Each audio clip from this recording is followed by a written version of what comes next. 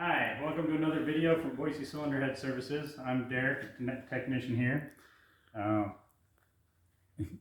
We're going to work on a couple of Subaru single overhead cam cylinder heads today. This is from a 2004 Subaru Outback. This is the left-hand head, this is the right one. We're just going to run through tearing them down and what to look at when you do that.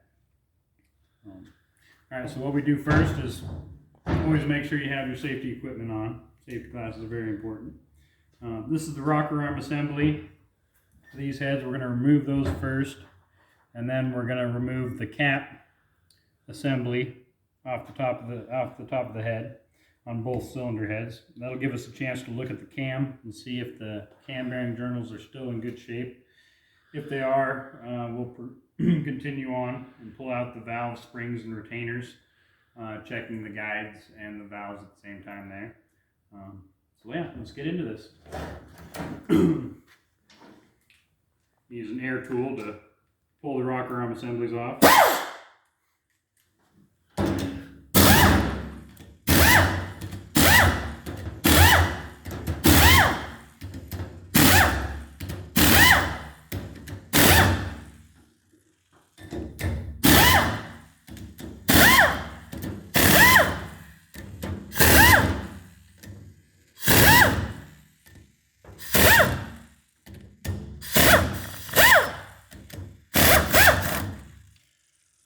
Once you got the bolts all the way backed off, we'll just wiggle these things loose.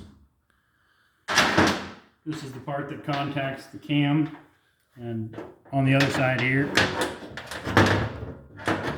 this is the point that contacts the valve.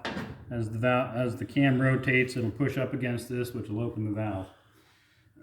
That's for the intake side. This is for the exhaust side, same thing. That touches the cam, this touches the valves. And then you can kind of see the contact points on the cam. You want to make sure that there's no damage there, no grooves or lines or marks that just aren't smooth, because it'll cause friction and destroy the cam.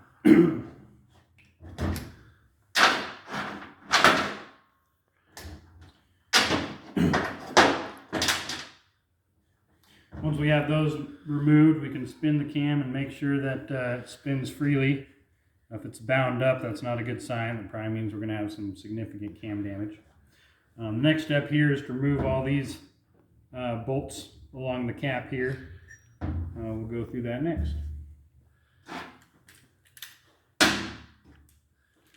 You always want to make sure your tool's all the way into the hole. This is a torque bit, so we just make sure it's all the way down there. Sometimes dirt and debris will hold you up, and you'll end up stripping the thing out, which will cause quite a mess and a lot more work.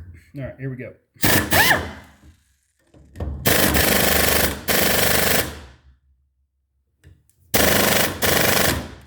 Yeah, tough one.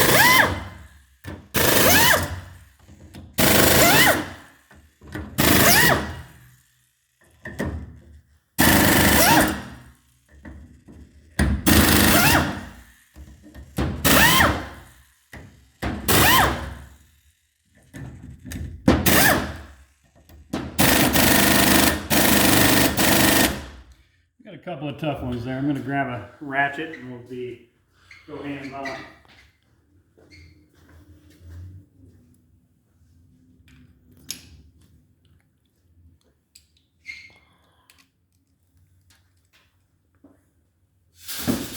Get a basket to hold all our bolts here.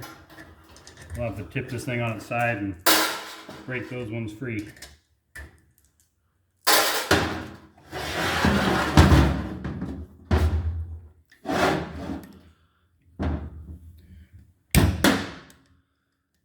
Once it's broken free, I'm sure our tool will pull them out, no problem.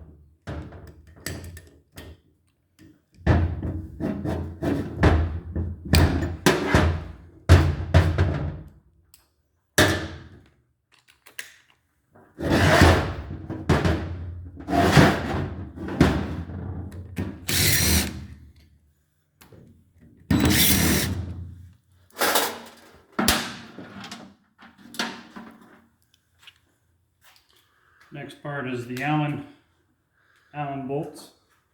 There's 8 of them per head here.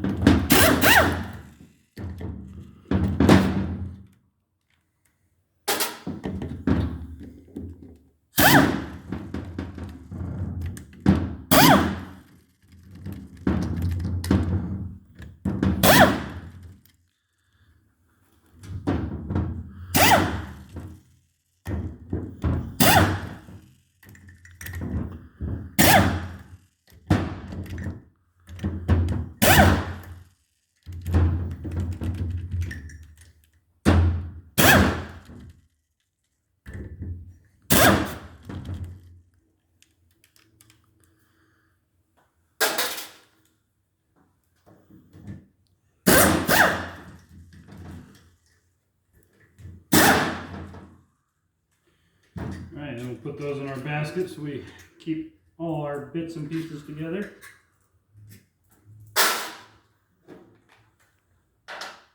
We just got 2 10mm bolts to take out on each head, and then we can pop this cap off.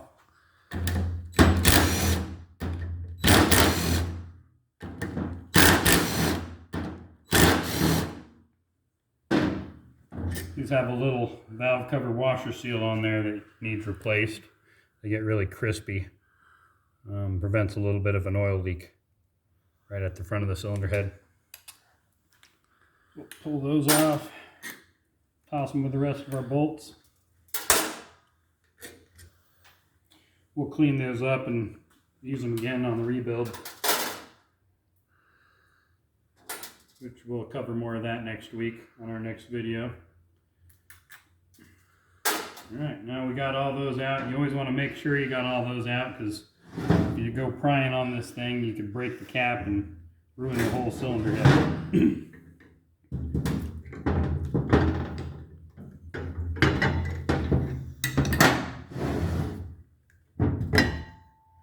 Here's our cam cap.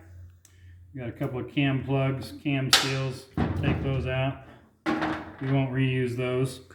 We can look right here at our bearing surfaces. This is where the cam spins freely there. You wouldn't want any grooves or debris that's been grinding into the cam cap or camshaft. We'll also look at the camshaft itself on that same contact area. Make sure there's no damage there. This one looks pretty good, a little dirty, but we'll clean that up. You also want to check the lobes. Look over the top and the heel of the lobe. Make sure there's no damage there. This cam looks like it'll be reusable. Then you also want to check this cam bearing surface here. Make sure there's no damage there. It looks pretty good.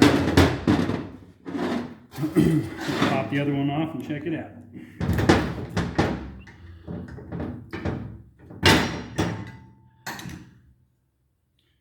Again, you can see that it's nice and clean there. There's no grooves, no damage.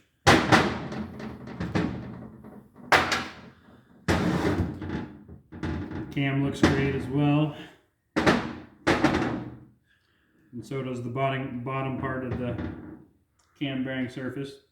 Our next step is to move these heads over to this machine here, and we'll remove our keepers and valves.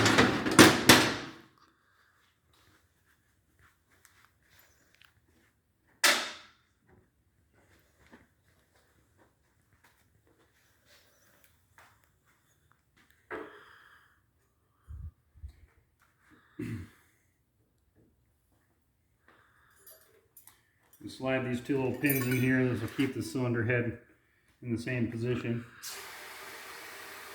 This table here floats. It's an air float machine, and we can just use this to compress down our spring. This right here will go on our retainer. Be able to compress that. Then we'll use our little hammer here to tap on the valve to dislodge the keepers from the retainer. Once we do that, we can use a magnet to catch these keepers. We always pay critical attention to these keepers, because if you lose one, you'll have to replace it, and that takes time that we don't want to waste. I'm just going to go through the rest of these and pop them all out.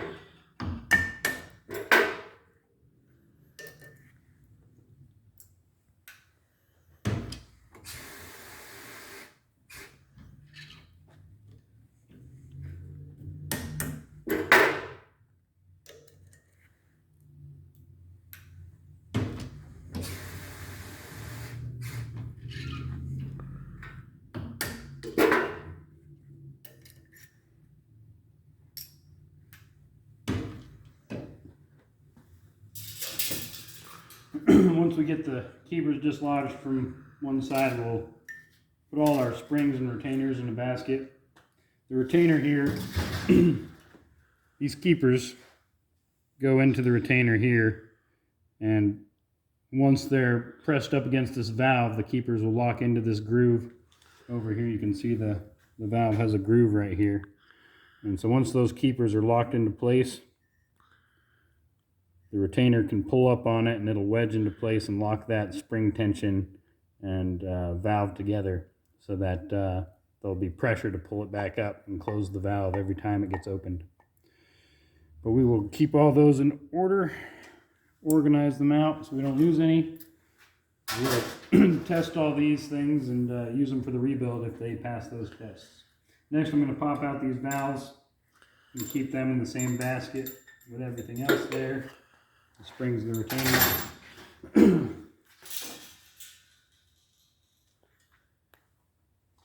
And you can, sometimes these things will be bent, so we'll look at them and see if they spin true. There's no wobble on these ones. All of them look pretty good. We'll grind them up, clean them up and grind them up later to make sure that they'll be of good enough quality to rebuild. We also check the tips of the valve to make sure there's not excessive wear. We're looking for a nice shiny spot with no pits or damage. I don't see any damage on these, so chances are they'll be we'll be able to save them, regrind them, and reuse them when we rebuild the cylinder head. I'm just going to flip this around and pull off the exhaust valves, doing the same thing.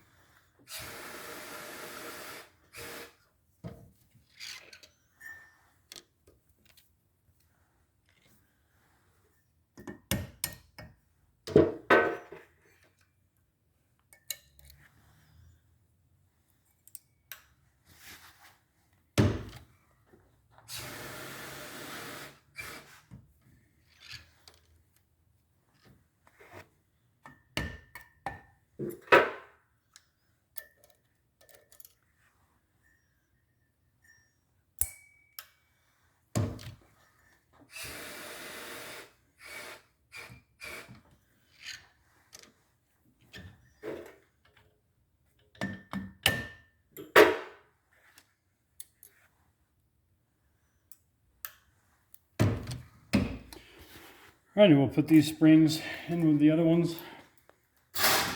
Pop these valves out as well.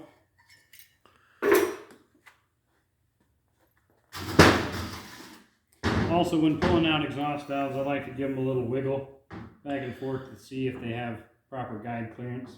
We'll check it a little more thoroughly as we go through this rebuild, but it's always good to check to see if the guides are completely worn out.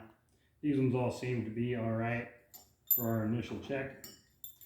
None of these valves seem to be bent or damaged on the tips, so chances are we'll be able to reuse those.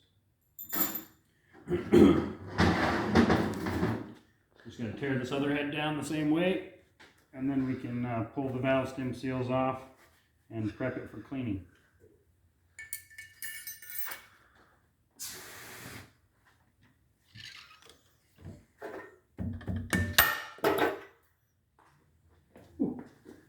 You almost had a keeper pop off and fly away there. That's not good. We want to keep all our keepers in order.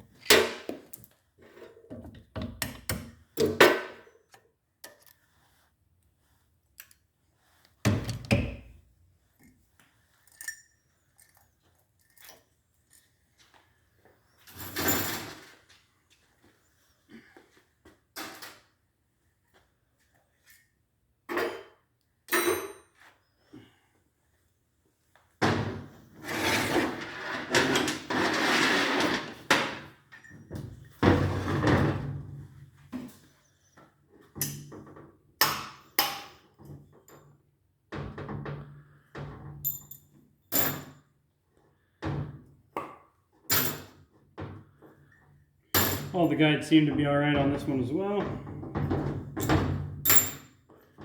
We'll check that out a little more later on down the road. See if they need replaced.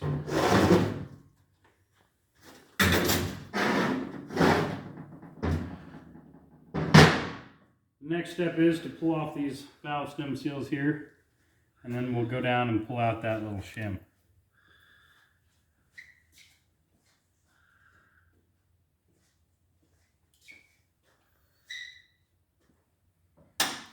These seals we can take off with a little plier, twist back and forth, pop them out.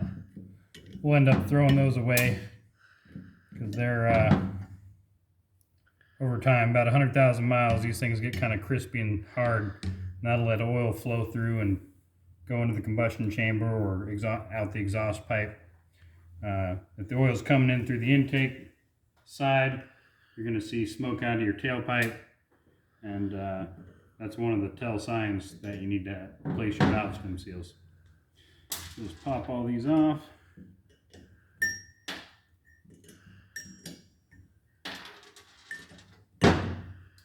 When you see a black and brown valve stem seal like these ones, it's usually a polyurethane rubber that we don't prefer to use here. We use Viton, which is a blue rubber, puts up with a lot more heat, lasts a lot longer, and we sell a lot of those here. They're pretty high quality valve stem seals.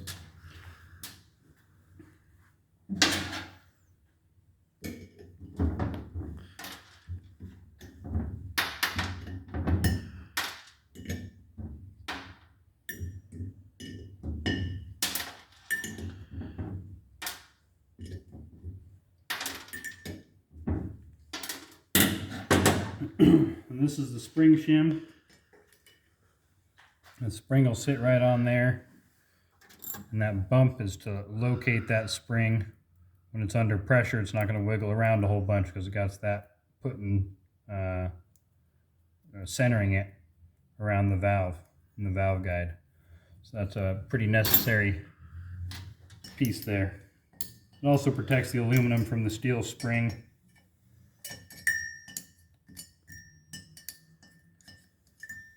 Saves it from getting damaged.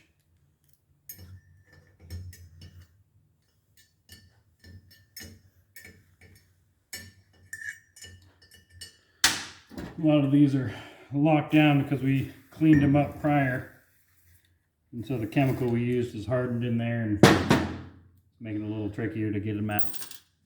We'll just have to let them soak for a little bit. Yeah, it'll take a little for that to come out. But this is our torn down cylinder head. We'd also want to look at the valve seat contact areas. That's where the valve right there will go down and contact against this seat area and seal off the combustion chamber from the exhaust ports or the intake ports. You need full vacuum, full seal for it to be a properly running cylinder. And so a lot of times we'll check it with a vacuum gun all said and done to confirm that.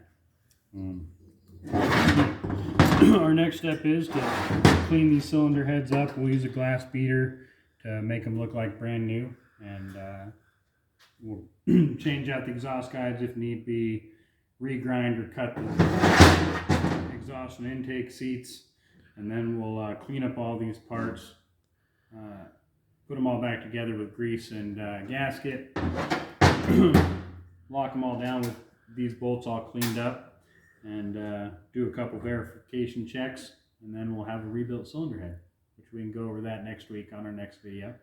But thank you for watching. This is the end of this video. Go ahead and hit that subscribe button and that bell link to get your notifications for any future videos. Thank you for your time and have a great day.